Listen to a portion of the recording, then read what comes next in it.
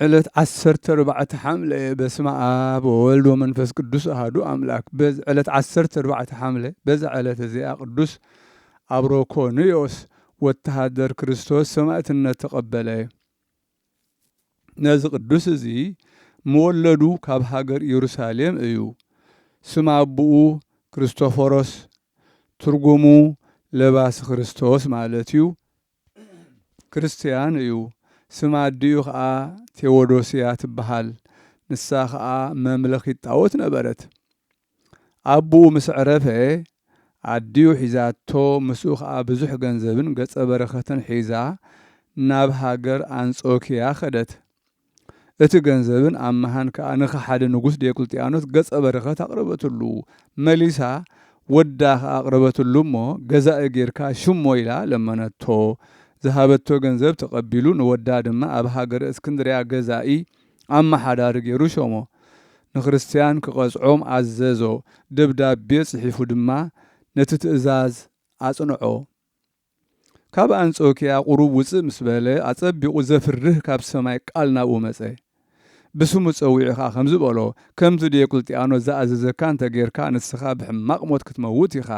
ነዚ ዝእዘካ ዘለኹ ትእዛዘይ ደፊርካ ሸለል እንተኢልካዮ ክትጠፍእ ኢኻ በሎ። ንሱ ከዓ ጐይታይ መንኻ ንስኻ ርእስኻ ትገልጸለይ ልምነካ ኣለኹ በለ። ሽዑ ናይ ብርሃን መስቀል ተገልጸሉ። ከምዚ ዝብል ቃል ከዓ ሰምዐ። ኣነ ኢየሱስ ናዝራዊ ኣብ ኢየሩሳሌም ዝተሰቐልኩ ወዲ ሕያው እግዚኣብሔር እየ በሎ። እዚ ምስ ሰምዐ ኣዝዩ ይፈርሀ፣ ቀጥቀጥ በለ። ናብ ሃገረ ቢሳን ተመልሰ። ናይ ወርቂ መስቀል ኣስረሐ። ካብኡ ናብ ሃገሩ እስክንድርያ ከደ። ክኸይድ ከሎ ኣረማውያን ኣብ ልዕሊኡ ተላዕልዎ ክቐትልዎ ደለዩ። ንሱ ከዓ ብሓይሊ መስቀሉ ንክርስቶስ ምስጋና ንዑ ይኹን በርትዖም ኣሰነፎም። ከዓ ኣዲኡ ከዓ እወደየ ነዞም ኣብ ውግእ ዝረድኡኻን ዘድሓኑኻን ኣማልኽቲ ሰውእ በለቶ።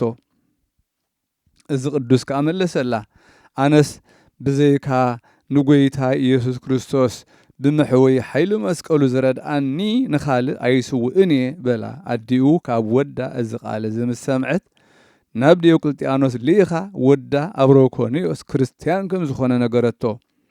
ዲዮቅልጥያኖስ ከዓ ናብ ገዛእ ሃገረ ቂሳርያ ብዛዕባኡ ክሓትት ልኡኻት ሰደደ። ክቖጽዖ ኢሉ እዩ። ካብኡ እቲ ገዛእ ነዚ ቅዱስ ጸዊዑ ናብኡ ምስ ኣብጽሖ ኣብ ቅድሚኡ ብጐይታና ኢየሱስ ክርስቶስ ተኣመነ። ምስጋና ንዑኡ ይኹን። ገዛእ ከዓ ንሞት ክሳብ ዝቐርብ ዓብዪ መቕጻዕቲ ቐጽዖ። ካብኡ ኣሰሮ። ድሕሪዚ ጐይታና በታ ለይቲ እቲኣ ብዓብዪ ብርሃን ምስኡ ከዓ ብርሃናውያን መላእኽቲ ኣብ ዙርያኡ ተገልጸሉ። ካብ ማእሰርቱ ፈትሖ። ብመለኮታዊት ኢዱ ስጋኡ ዳህሰሶ እሞ ኣቑሳሉ ከዓ ሓወየ። ንጽባሒቱ ትገዛኢ ነዚ ቅዱስ ኣሎ ዶ መይቱ ኢሉ ዝየንኡ ሓተተ። ሞይቱ እዩ ዝኸውን ኢሉ ሓሲቡ ነበረ።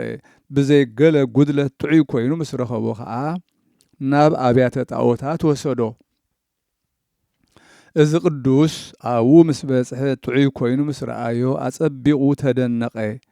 እቶም ኣብኡ ዝነበሩ ህዝቢ እውን ብዘይ ገለ ጉድለት ጥዑይ ኮይኑ ምስ ረኣይዎ ኣጸቢቖም ተደነቑ።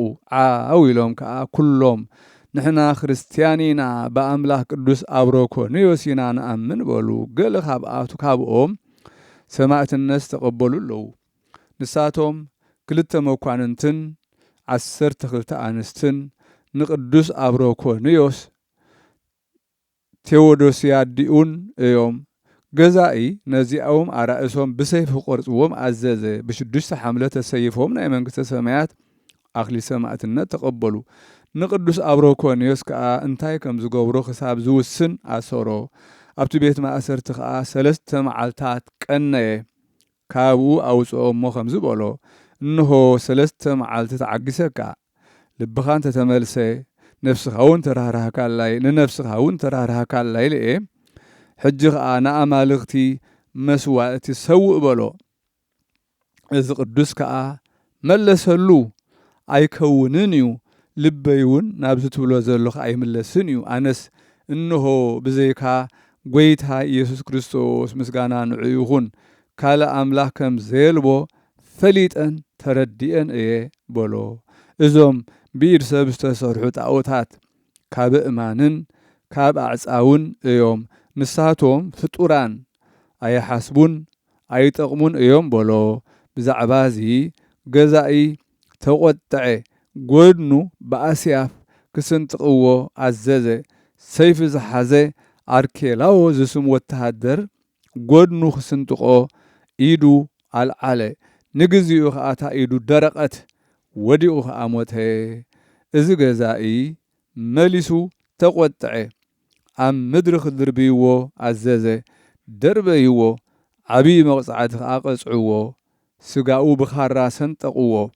ኣብቲ ኣቑሳሉ መፂፅ ነገር ከዓውሉ ክሳብ ቤት ማእሰርቲ ከዓ ብእግሩ ጓተትዎ፣ ኣብኡ ከዓ ገደፍዎ።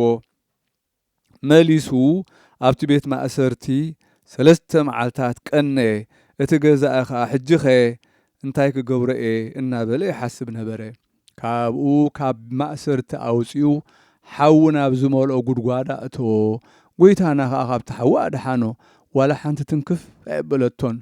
ብምስቃዩ ምስ ደኸመ ርእሱ ብሰይፊ ክቆርፅዎ ኣዘዘ። ተሰይፉ ድማ ናይ ዘለኣለም ኣኽሊል ህይወት ተቐበለ። በረኸቱ ምሳና ትኹን ንዘለዓለም ዓለም ኣሜን። ሰላም ለአብሮኮንዮስ በኢየሩሳሌም ዘተወልደ እምለባሴ ክርስቶስ አቡሁ ለአሩተ ወንጌል ዘተጸምደ በትእዛዘ ንጉሥ ሰዊአ ሶበለ አማልክት ይፈቀደ መልአክ ዘይከልኦ እምሰማይ ወረደ ወበቁሰሊሁ አንበረ መለኮት እደ። ሰላም ንአብሮኮንዮስ ኣብ ኢየሩሳሌም ዝተወልደ ካብ ለባሲ ክርስቶስ አብኡ በአርዑት ወንጌል ዝተጸምደ ንአማልክቲ ክስውእ ብትእዛዝ ንጉሥ ምስተገደደ ዝኸልኦ መልአኽ ካብ ሰማይ ወረደ። ኣብ ቁሳሉ እውን መለኮት አንበረ እደ። ኢዱ አንበረ ማለት እዩ። መለኮት አንበረ እደ። በዛ ዕለት እዚኣ መዘከርታ መቃርስ ዓብይን አሞንዮስ ሰማዕትን እያ። እግዚአብሔር ብጸሎቶም ይምሐረና ንዘለዓለም ዓለም አሜን።